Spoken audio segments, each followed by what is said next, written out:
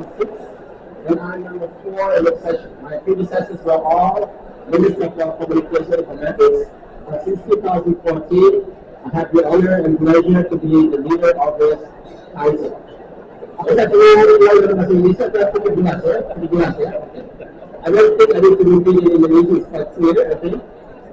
So, the interesting thing about One Fitness, the National ICT Council, is that the participation is cross-sectoral. So, many of the people here, because I met in the Congress of Budget. So, there are government people, like usually Director General from various ministries. There are associations and professional organizations that people study. Then you have academicians, and you have international institutions such as World Bank to participate in order to understand about the current status quo of our rules and regulations regarding ICT, and also what is needed in order to make it better. That's basically what we do, and we deliver our result in the form of a white paper. We shall all download on our website, which is not functioning at the moment, I'm sorry. But basically, that's what we do since now 12 years. Okay, that's it. Silakan. Terima kasih. Kita dulu dulu buat Pak Irfan ini. Selanjutnya berdasarkan ini yang ada di saya, Pak Arifin Syahdur. Afrika mantap apa Arifin Syahdur? Beliau dari Ministry Denmark. Ya, terima kasih. Kalau saya mungkin bicara dalam bahasa Indonesia, kalau waktu ini memang lama di dalam negeri. Kalau kita lama di dalam negeri. Nama saya Arifin Syahdur. Sekarang dibayangkan oleh Bapak Presiden Prabowo sebagai Wakil Menteri Tenaga Kerja Republik Indonesia.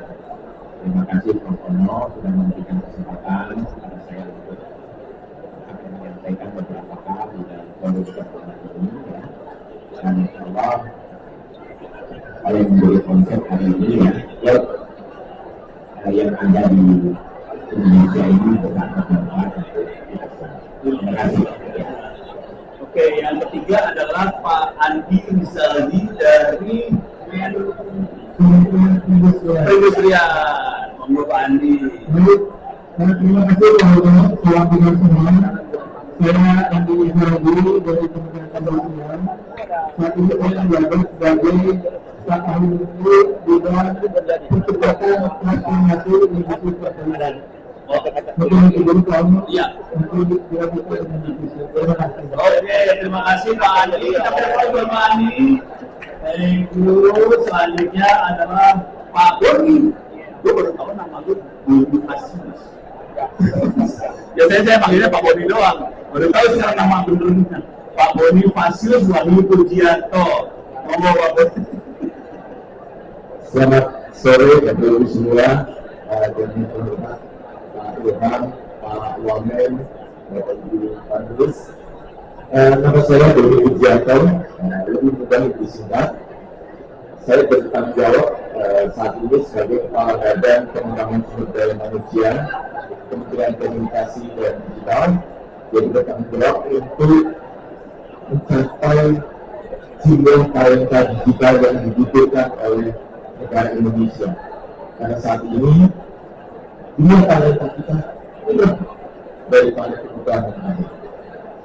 Dan kami harus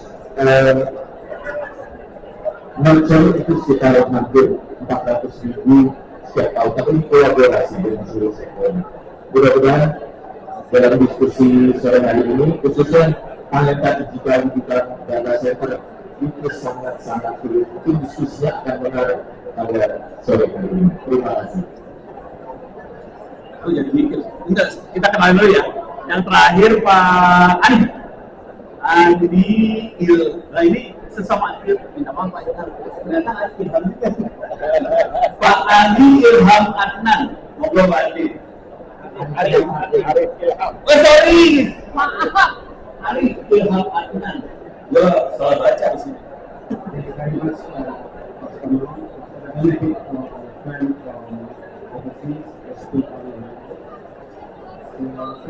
Myself, my name is Arif Ilham Adnan. I represent the Association of Digital Leaders in Malaysia.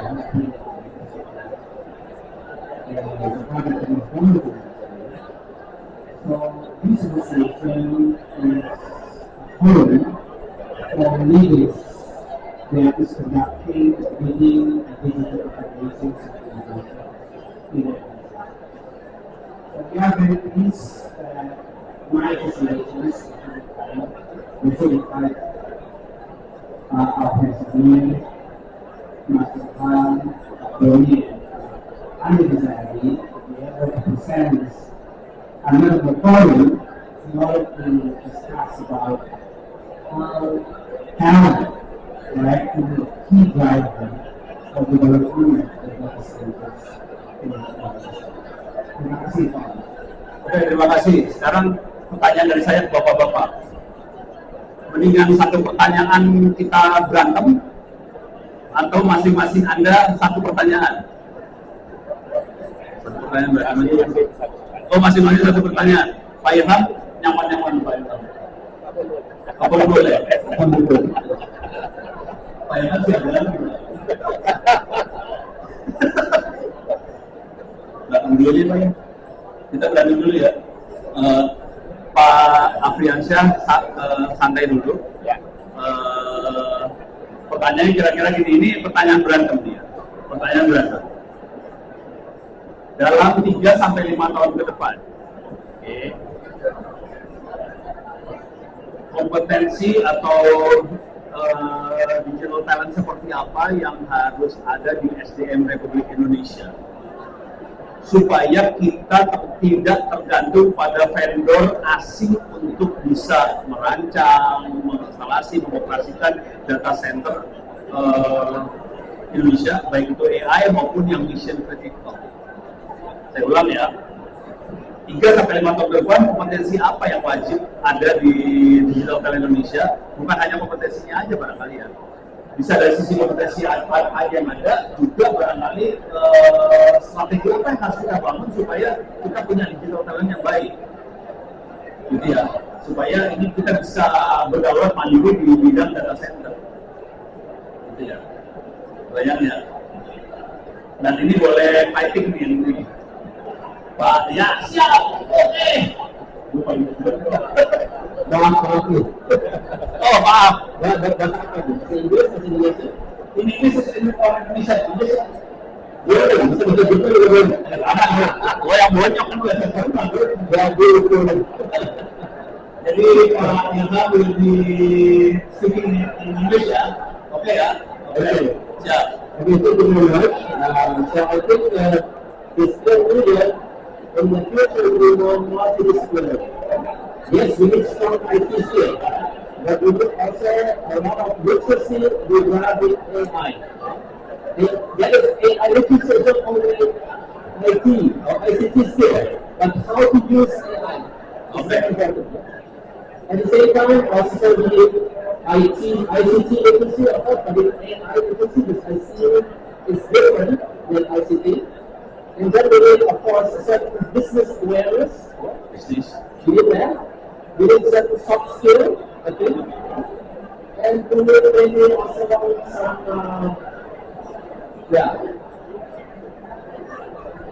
how can I say? You need the right attitude.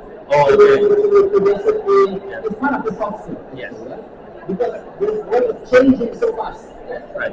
So it's never enough to learn. Like, you need to always update yourself regularly. Right. And that kind of thing is, I think, very difficult to find in Indonesia as fresh graduate.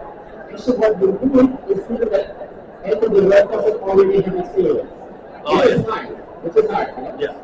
But I think it can be done by enriching the curriculum that we have at the universities by more input from industry. Okay. So the collaboration between industry and academia is very important to educate the graduates that are more job ready whenever they leave their education center. That's my opinion. Thank you very much. Adin, do you have any comment on that? Yeah, especially from the industrial side. No, I think if you want to see the skills that is needed for the specifically for the data center, we have to see what kind of data centers we feature. Again, Yes.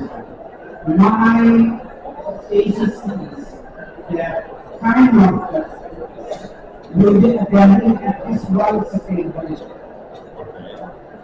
So it's all about cooling system, water management, energy system. It's not IT. It's It's not energy. only IT. It's not only IT. It's energy. Okay. Interesting. Another one. It's going to be AI driven. AI driven. AI driven. Okay. Meaning everything will be AI driven, including the centers. So because it's going to be automated, it's going to be data. This is going to be employment to avoid any mistake Right. in the operations of the centers. Of course. Another one is money. Oh. Someone who is really understand how to raise money to develop the facility. I think that's not going to see Three main area. Yeah. basic Basic skills. skill. Energy, Energy, sustainable. basic engineering, Yeah. and artificial intelligence, and Money. someone can manage how to make money or raise money to develop. Do you think this should be?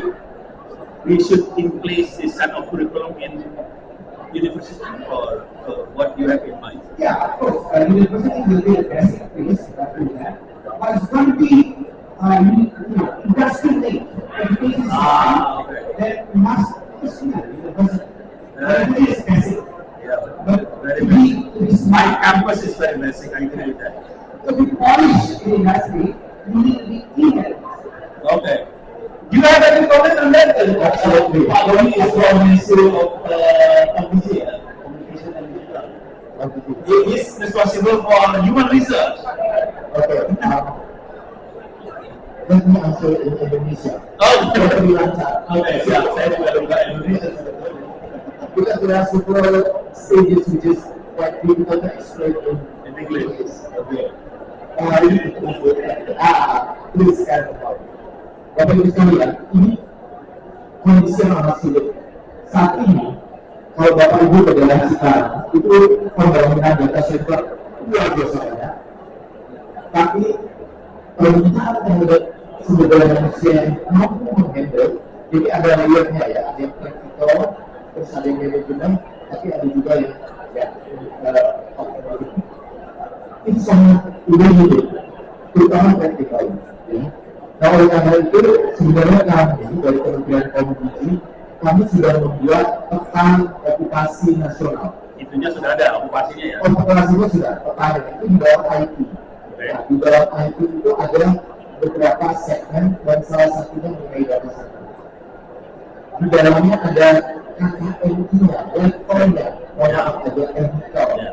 KKN itu kerangka Ya, pokoknya ada levelnya lah. levelnya. Termasuk nanti ada SKN-nya. Oke. Kami sebagai apa segala macam, revenue-nya apa segala macam, itu cukup kecil. Nah, kami sudah membuat, tapi pertama, kita RS-nya itu juga masih limited ya Pak. RS-nya itu masih limited. Belum lagi sumber daya manusia yang mau mengambil sertifikasi ke arah tersebut. SMK, Politeknik, Universitas, kan mereka menjadi supply. Mana Tapi tambah belum dasar doang? ya iya, tapi belum dari Masih dasar kita ini. Masih blow on. skill set atau ini skill setnya ya untuk itu skill set itu nggak bisa dibeli, dia harus masuk ke dalam industri. Ini tadi saya lihat juga ada beberapa jadi di Indonesia sendiri saat ini untuk simulator data center kalau di pesawat kita ada simulatornya Thailand. Data center juga sama, jadi seperti pesawat dia butuh simulator. Nah ini limited gitu ya, gitu kan. Nah itu sebelum mereka terjun langsung ke industri data center, mereka harus tidak hanya certified theoretical tapi skill set itu dimiliki. Ini gue boleh nanya yang agak sadis nggak sih untuk orang itu? Boleh.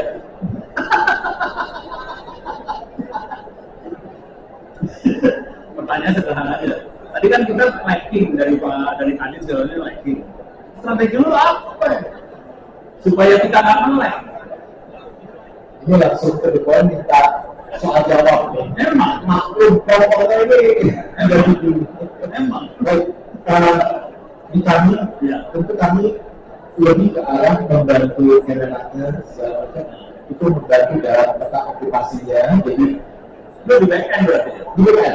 Ya, kami membuat kami lebih regulasi dan standar mengikuti kebijakan. Namun supaya kembali harus kolaborasi dengan kampus, Oke. politeknik, begitu ya. Dan mereka kita poles untuk fit dengan market. Oke. Fit dengan market itu yang cukup challenging. Oke, ini masih posisi back end ya. Front end-nya ada perindustrian, ada nakar. Mau siapa dulu ya? Oh, nakar perindustrian dulu. Pak, kami resah. Kami pengen supaya bisa memenuhi SDM yang dibutuhkan oleh industri ini. Apa yang harus kita kerjakan? Apa yang akan Bapak kerjakan? Katanya di back end sama dia. Sudah dia di back end. Mangga. Oke, terima kasih Bang. Jadi saya sepakat dengan yang disampaikan Pak Burman. Jadi untuk human resource ini kita tidak cuma bicara IT kan. Betul. Menurut sepakat nih. Ini silakan nanti dibuka ada report dari itu tahun 2025. Jadi kurang lebih isinya ada 60% itu job-job yang akan diklaim 2030. Sementara ada juga job-job yang nanti akan increase 2030. Antara lain yang terkait dengan IT, ada juga energi, dan dengan juga bahwa environment engineer itu penting Pak. Karena kalau bicara data center, ya, karena kalau bicara data center, ada airnya, ada energinya, pasti ada environment engineer-nya. Itu yang perlu kita siapkan. Yang mungkin menarik, apa yang menjadi isu nasional, kita harus mengevaluasi lagi program studi yang kira-kira tanda kutip tidak akan dipakai lagi di dunia pekerjaan. Gitu. Itu menarik mungkin banget. Sayangnya di sini sudah ada kawasan dari Kemendikbud atau Kemendiknas. Gitu Pak. Thank you banget. Benar. Jadi sarannya adalah kita mengevaluasi kampus programnya. Sekarang kalau Sampai di situ. Ya nggak apa-apa. Ya nggak apa-apa. Kalau kita evaluasi sih nggak masalah gitu. Evaluasi aja supaya kampus bisa matching sama industri. Kira-kira gitu. ya artinya yang tadi saya sampaikan report dari ekonomi forum tahun Nah, yang 2020 betul itu perlu kita jadikan sebagai referensi karena ternyata kalau ngomongin data center bukan hanya ngomongin IT tapi ada ngomongin energi, ngomongin environment engineer dan sebagainya. Itu yang orang nggak banyak yang sadar sih. Betul banget. Tapi kalau pedagangnya dia ngumpulin gimana caranya sih resmi ke pedagangnya. Harus kita orang nanti. Ya nanti yang dari bawah boleh komen ya. Oh, belum. Dari Denakar, bangga Pak. Ini urusan SDM ya, sama. Ya, terima kasih Pak Nino. Ya, kami dari Kementerian Ketenagakerjaan memang sedang menyiapkan sumber daya manusia yang memang perkembangannya sangat cepat di bidang digital IT. Nah, yang kita lihat bahwa hampir boleh dibilang mayoritas sumber daya manusia Indonesia itu yang di usia kerja itu mayoritas kita harus menyadari bahwa skillnya atau tamatannya baru tamatan SMA. Artinya dia mau mengikuti perkembangan digitalisasi dan IT ini memang kementerian menyiapkan beberapa hal yang memang sangat spesifik ya. Jadi kementerian maksudnya apa ya? Kementerian Tenaga Kerja, Kementerian Tenaga Kerja, Bukan komisi ya? bukan komdigi dan bukan juga Oh, kolaborasi. tapi dengan komdigi kita melakukan kolaborasi. Ini moderator ada kompor tuh. kita melakukan kolaborasi untuk menyiapkan tempat-tempat kayak tadi punya balai-balai latihan ya. Oh, tadi masuk ke sini. Ya, yang tujuannya adalah melatih anak-anak kita agar bisa mengikuti perkembangan IT atau digitalisasi. Dan kami punya salah satu tempat kita di Bekasi, ya, kita punya di Bekasi untuk pelatihan. Yang mana pelatihan ini kita akan siapkan untuk memberikan pelatihan dalam dunia digitalisasi yang semakin lama semakin berkembang. Inilah yang kita siapkan dalam sumber daya manusia. Jadi ada opportunity buat tempat pelatihan di luar kampus. Ya, Dengan materi yang mungkin nanti dibantu sorry, yang digital tadi masih jalan nggak? digital solusi masih jalan, jadi ada beberapa akademi dan itu siap kami. Belum saja, saudara-saudara. Ya. Termasuk yang buat data center ini ada belum? Nah, memang kurikulum untuk data center ini masih limited, kami harus itu ke kami. Tapi untuk IT, apalagi AI, dan kami berkolaborasi dengan Global Technology Provider, itu bisa dimanfaatkan oleh seluruh masyarakat di Indonesia. Ini ada orang data center sih sebenarnya. Kira-kira kalau mereka butuh bantuan buat beli kurikulum bisa ya? Bisa nih kalau bayar soalnya. Sales. Ya, akhirnya yang disebutkan barusan oleh Pak Dodi adalah bahwasanya dari kementerian itu sudah ada upaya ke arah situ. Tapi perlu dipercaya. Apa kurikulum dan adanya masukan-masukan disesuaikan gitu ya. Jadi maksudnya kolaborasi dengan industri, juga dengan akademia, kita kan saya melihatkan Indonesia sebutkan saja Indonesia paling segala ada pemerintah, ada akademia, ada industri, ada ekonomi, itu harus ada kerjasama untuk membuat kurikulum yang terbaik gitu. Itu tidak terbuka kan ya? Itu terkadang bagi di hampir semua bidang di Indonesia. Membuat bukan saja di data center, banyak bidang-bidang lain itu orang itu lulusan juga belum job ready. Ya, itu memang banyak perusahaan harus ada extra cost untuk dia mendidik karyawan dan karyawannya. Dan ini masalah. Tapi kita dilakukan di sini kami lakukan adanya kolaborasi dengan sektor. Itu penting sekali. Pola yang paling enak seperti apa ya? Apakah harus lewat admin, ataukah bisa perorangan, atau gimana? Portfolio itu sebenarnya really right on itu kan ada minat komunikasi political and policy communication.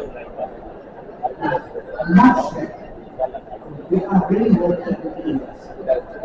Working with society is something like that. Dari sisi budget dia punya dan apa punya kebutuhan very clear requirement, kan? And they did it. Nah, jadi ini yang tadi bahwa ini kita ada tadi harus orang-orang approach specifically to the person. aku lagi mikirnya lebih ke arahnya. Teknik rangkulnya seperti apa ya? Ini praktikalnya. Ya, namanya seperti apa? For example, kalau dia udah punya duit, ini nggak sel-sel juga, tapi ini might be like Dan benefit exception. Wah, ini harus. Ini banyak hal itu. Tapi ini incentivize. Oh, harus insentif. Fokus on creation sampai tahap ini. At least level and possible for others. Betul. Yang kedua, incentivize lah yang mau. Oh, Ya, oke. so itu ya. Ya. Tapi kamu kan punya owner. Ya, betul. Dari sini owner. Itu disiplin yang harus kita pikirkan. Pak Ilham ada komentar ini kayak Pak Ilham udah mau ngomong lagi soal itu tahu kelihatan. Kalau kita bicara dulu itu Nggak apa-apa. Oke, jadi kalau menurut saya itu ya dalam bahasa Inggris itu kita harus build dari berdua. Oh, oke, betul. Sudah ada beberapa negara yang berhasil itu. Bagaimana mereka melakukannya? Kita lihat aja contohnya. Kemudian tidak berarti kita copy paste ya. Tapi kita tidak akan menggunakan. Bagaimana ada misalnya satu contoh yang saya sebelum kenal ya. Tadi kan sudah disebut ya Fabri Jerman ya. Kalau kita lihat Fabri Jerman itu satu contoh. Tapi sebagai contoh. Kalau Jerman memang kalau kita bicara mengenai pelatihan pendidikan vokasional, kurikulumnya ditentukan oleh kadernya sana. Oh itu hadir. Tapi pemerintah kasih cap. Jadi dia ini dari pemerintah. Tapi karena memang di Jerman itu, kalau kita punya perusahaan, wajib ya, anggota harus. Jadi semuanya ikut, gitu ya. Jadi semuanya tahu betul dan dengan itu standarisasi dicapai. Memang menurut kebutuhan industri. Industri, tapi ada kolaborasi dengan pemerintah. Oke, iya benar. Kita harus akui juga, tapi pelaku utamanya di industri. Dan dari itu karena dia tidak bisa lakukan sendiri, ada banyak kerjasama dengan dengan NPI, dengan Universitas, gitu ya. Itu contoh. Tapi ini keren.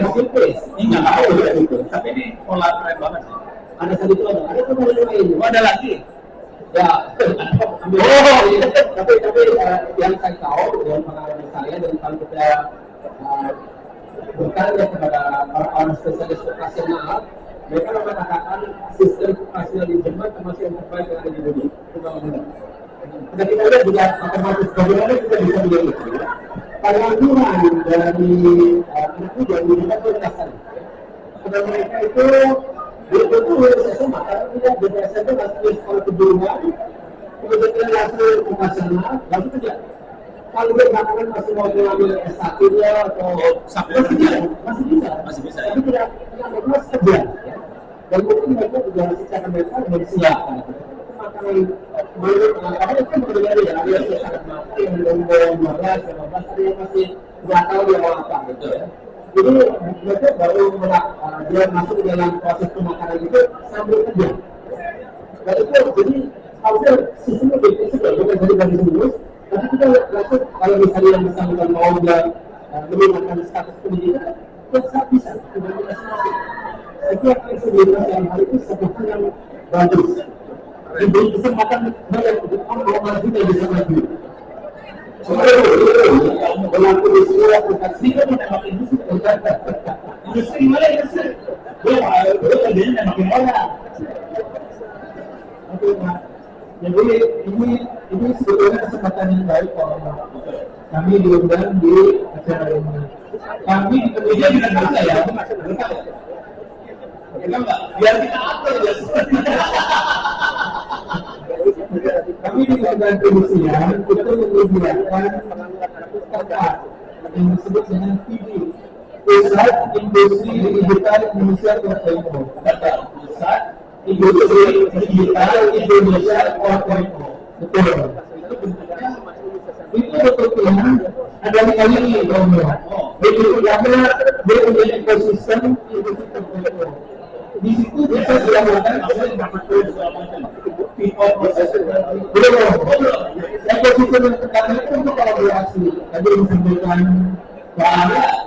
Pak Pembeli, Pak Ilham juga terkait kolaborasi. Ini dari kami kolaborasi. Sebelum kedua, kita punya showcase center. Kita punya mitra sampai 65 mitra. Semua berada sudah ada kita membuat semua bapak-bapak dan ibu-ibu yang di sini untuk mengunjungi TV kita di Permata Hijau. Tinggal di Google tulis TV 4.0 bisa langsung tahu alamatnya. Ketiga, secara virtual boleh. Ya. Tapi virtual sekarang kan kurang begitu. Nanti tahunya boleh itu lain lagi. Kita bisa belajar kalau begitu. Jadi kita undang Bapak Ibu untuk hadir visit, silakan nanti mengunjungi TV 4.0 itu baru kedua. Yang ketiga, kita buat capability center namanya. Dipilih lagi. Jadi kita sekarang sedang bergerak menuju transformasi industri 4.0. Khusus untuk industri manufaktur, kita melakukan pendampingan sesuai tugas dan fungsi kami di Kementerian Perindustrian. Betul. Jadi tidak termasuk data center termasuk bagian. Dan beliau ini ada yang sudah punya showcase kita ngomong. Serius ngomong. Itu yang pakai air. Saya bilang itu Itu mau udah disuntik air itu. Jadi stres lihatnya buset. Ada semua sekarang itu ada proses. Nanti sebut online tempat kita juga punya kami jadi presenter sama di TV juga. Itu isinya nanti pendampingan konsultasi industri untuk transformasi industri 4.0. Dan akhir kita juga punya AI dan ekonomi center. Nah ini dalam rangka mencari talent power. Jadi setiap tahun kita bikin itu namanya hackathon. Betul, kita sudah 2 kali melakukan itu hackathon. Dan yang satu lagi kita punya event yang lain untuk riset namanya. Itu malah sudah 3 kali. Itu bisa maksudnya kita bisa ngambil proposal untuk riset segala macam. Itu kita kompetisi bentuknya. Betul, kompetisi. Betul, betul, betul. Silakan nanti dikumpulkan. Coba dong, akan yang tulis ya. Tapi sekali lagi kolaborasi kan. Kompetisi, komunikasi, dan kita punya kompetisi. Ini kalau ada saya lempar ke audiens ya. Dari audiens ada komentar barangkali. Senyum dulu. Wah, oke. Ikut ini banget.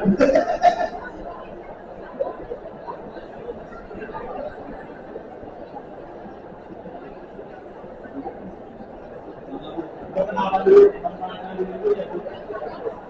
Ini ada yang kameramen nggak? Ya,